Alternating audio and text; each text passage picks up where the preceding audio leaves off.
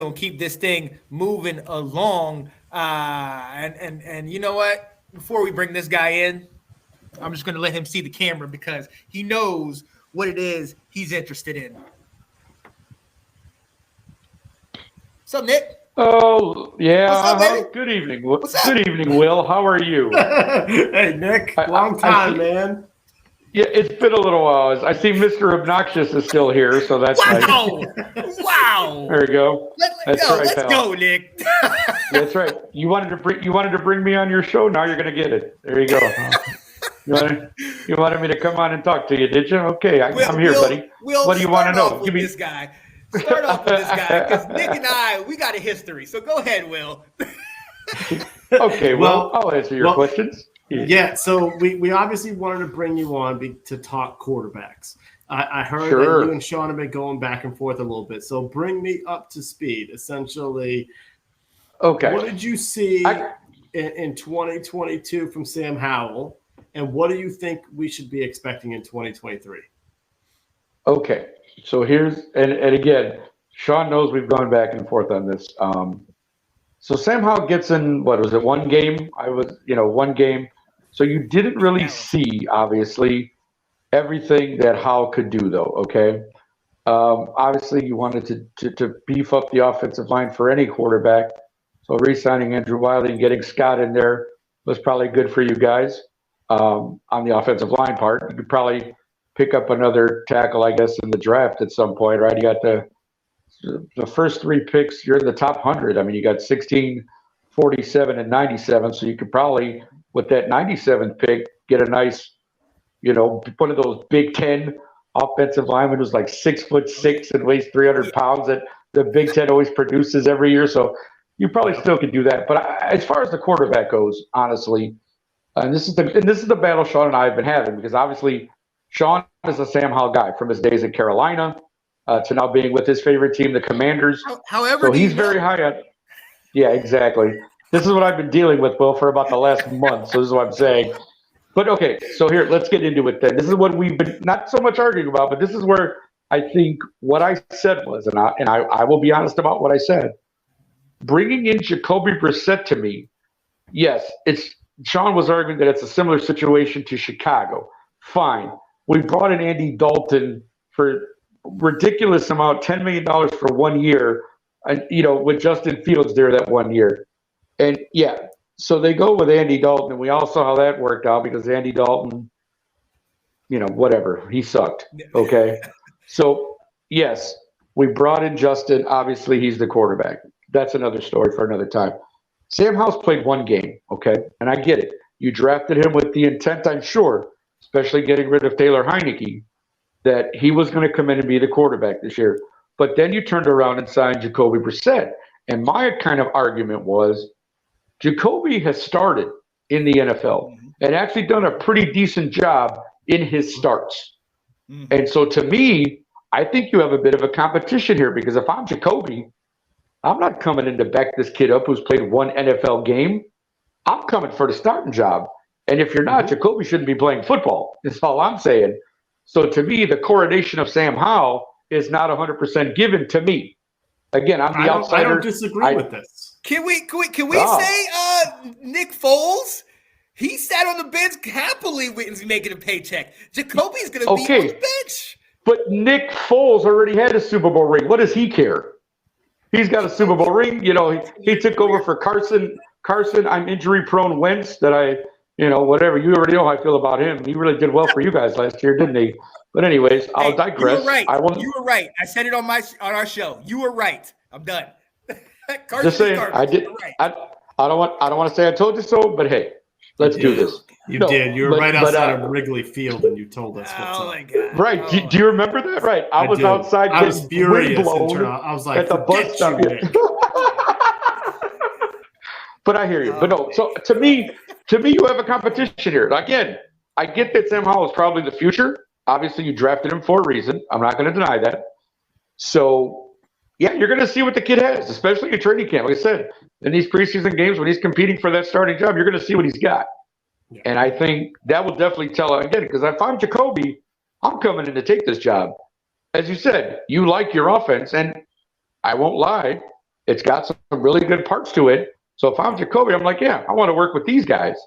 So yeah, I think to me, this is a true quarterback competition going into the year with a rookie or with a second-year guy who's played one game and a guy who's a little bit of an NFL veteran. So I'll be interested to see who starts week one for the old Washington Commanders. But remember this, and I'll just say this while I'm here right now before we get into anything else. Week 17, okay, we play the command. We come to you this time. We go to Washington. You're taking the L. No, we're not taking. We're not taking the L this year, my friend. Yes, they have. It's week 17. I saw it. We played Washington on the road, and it looked like it was week 17 when I looked at the dates are to be announced, but it looked like that was the last game on their schedule because they had everything listed. So if that's not the order, then somebody was just playing around. But when I looked at Washington's, I'm just saying, when I looked at Washington's opponents, we were listed last on that list, and it's a home game for you guys. I mean, it doesn't matter what week it is. We're going to beat you anyways. But my point was, 12 to 7? this is Sean, last year. I don't brag he's about held that. on. You know what? He's held on to that longer than he held on to his teddy bear when he was 5, sleeping, with his big brother or something. I don't want to hear all that.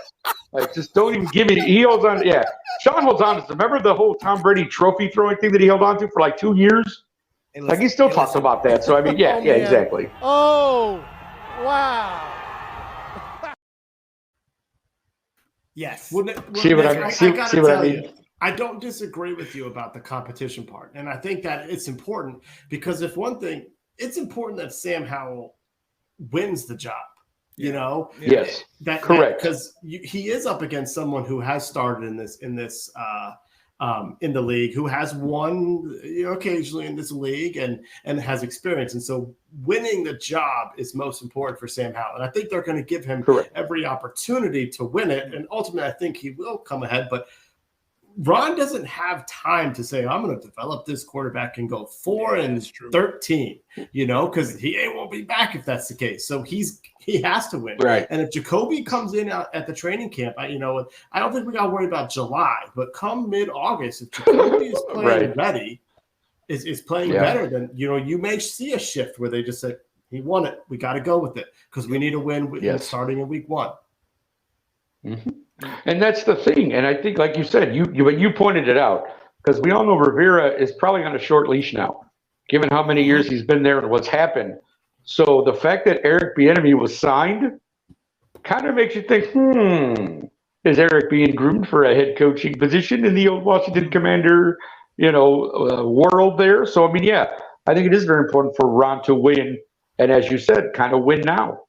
Yeah. Because he's got a little bit of a hot seat there, Mr. Rivera. So we'll see. Again, it'll be an interesting thing. Like, it really will. I certainly will be watching. You guys are in the NFC, so I will be watching and I will be looking. And I'm so glad we get to play you guys. I'm so glad to watch that loss. Okay, sure, dude. So all right, let's switch this around. Let's switch this around because you and I have been arguing back and forth, but we're both logical football fans, even besides our teams. And where I meant that we were like you guys was Sam is coming in this year with now a new offensive coordinator and potentially a new owner. So things are going to change, but hopefully in the culture.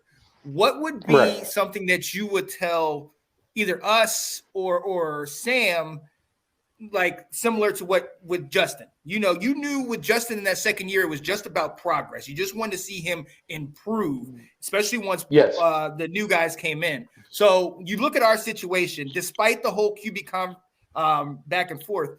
What are some things that you would say we need to put this piece with him? We need to do this, or are you for certain Jacoby's going in? Like, what would you do if you had Sam and you are Justin? To go back to your Justin situation, what are you putting pieces? What piece are you putting?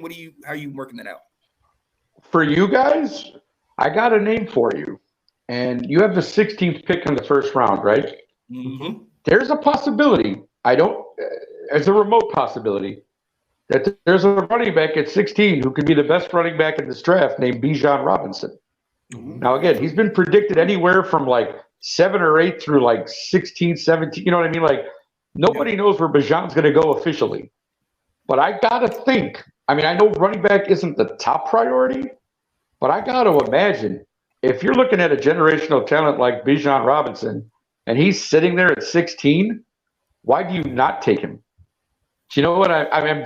That's me. Again, sometimes you take the best player available when you're outside of the top 10 because all the big boys are going to go probably 1 through 9 or 10, right? The guys that everybody's talking about. Then you got your 10 through 20, which tends to be guys who are still very good and still be very productive, of course. But that's when general managers start looking at, well, who's the best guy available for me? Like, I know what my needs are. We still have picks in the second, third, fourth. Can I get the best talent I can get at this 16 pick? And there's just a possibility that Bijan is there at 16. So just saying that could be something that you guys could at least explore or look at to really shore up your backfield. And I think you guys know this. A good running back can also help a young quarterback. Yeah. Especially one, because this is what the word on Bijan is not only is he a great back in terms of running, he can block. He's a good pass blocker, run blocker, pass blocker out of the backfield. You need protection especially if Sam Howell wins the job, as you said, and you got a young quarterback, you got to protect that kid before he gets his head knocked off. Like we didn't protect Justin so well, and he got his head knocked off a bunch. Right. You guys, if you want to learn anything, if I would say anything, is don't make that mistake. Right. Make sure you have enough protection for the kid so that, and again, we have a new administration as well, and that old regime is gone, thank the Lord. And, we got football people now who understand these things and are doing what they can to shore up that line. So for you guys, I would say that. Get some protection for Sam Howell. Or even for Jacoby Brissett, you don't want him to get killed either. But, I mean, especially for the rookie, if you had a stud running back like Bijan back there who can block, who can run, who can catch a pass, and with your line up front, you guys might be onto something here. You know what I mean? Oh, absolutely. Absolutely. Awesome. Now, go ahead. You were going to say, no, go ahead. I'm here for you guys. This is your show. Ask me whatever you want. No, I just said I love what you were saying. Yeah. Oh, okay. Yeah. Yeah. I think it's a possibility, and no, well, that's why I'm listening. I'm sorry. Bang banging, man. I'm banging. Yeah, no, I don't see talk why. all the time, But this is what I'm saying. Well, do you see what I have to deal with when I talk to this guy on anything, whether it's this show or the roundtable or the wrestling show that we've been a part of? Like, this is what I got to deal with all the time. I mean, wrestling show.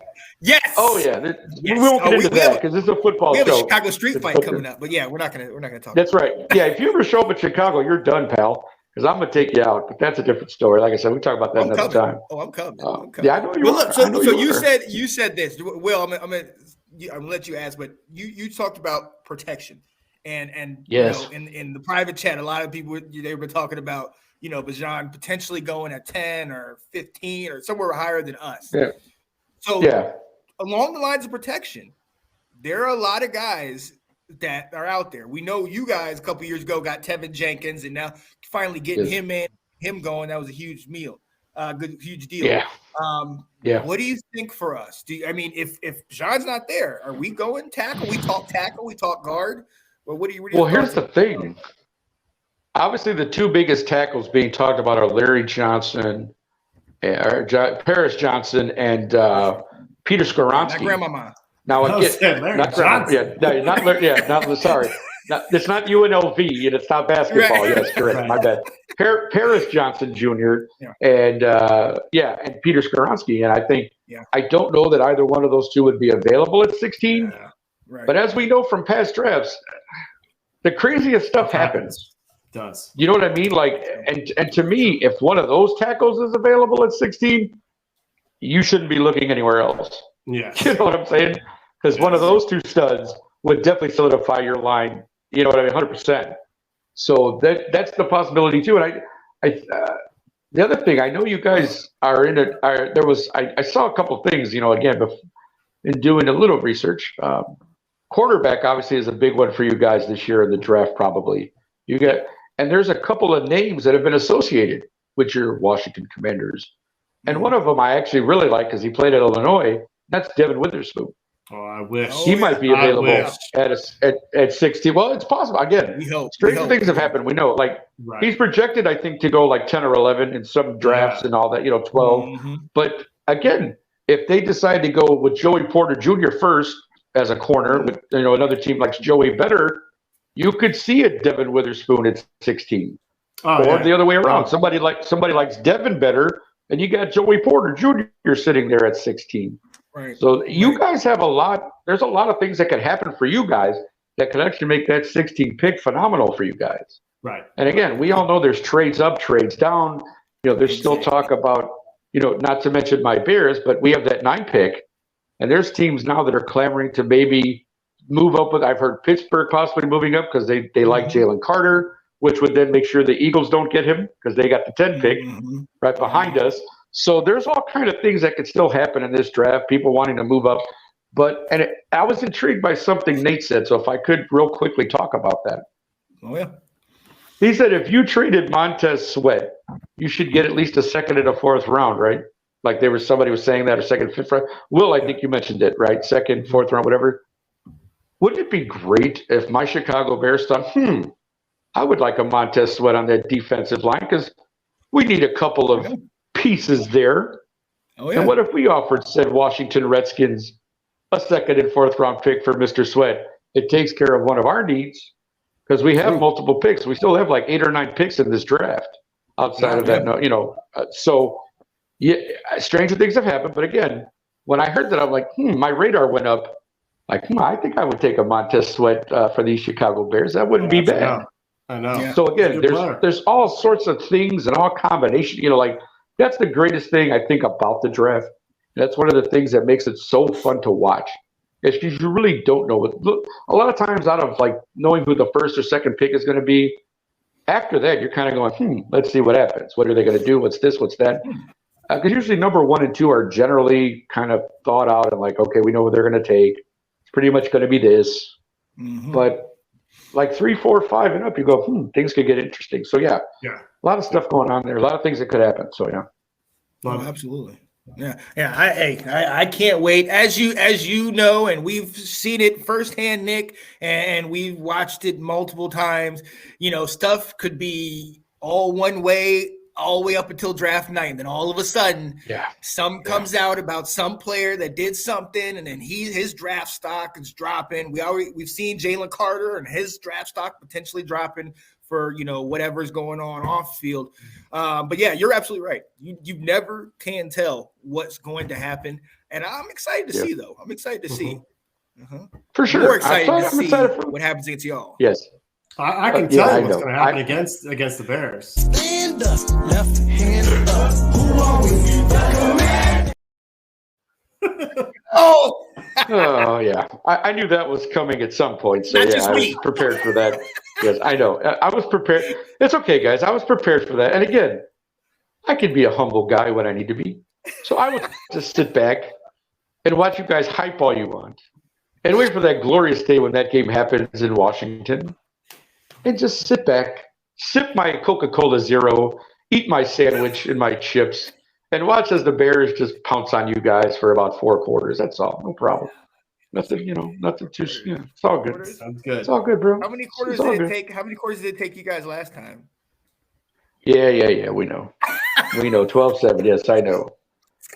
Yeah, believe me, there's so much about that game I don't want to talk about. It's not even funny. Me too. 3 goal line stands and a quarterback with a broken finger. Let's go. And a referee who called some very questionable calls at the end of that last drive, but whatever. I won't get into that. You see I'm not blaming the refs. No, I'm not blaming the refs. I'm just saying, like, I think there was a lot of games last year. A lot of the games last year, where the refs were like, "Dude, what are you calling? What is going on around here?" But again, we took the L. It's in the record book. That's fine. This year's different. It's going to be different. The result will be different. No problem. Yeah. Right. Sounds like you're blaming the refs. But it's okay. Nick.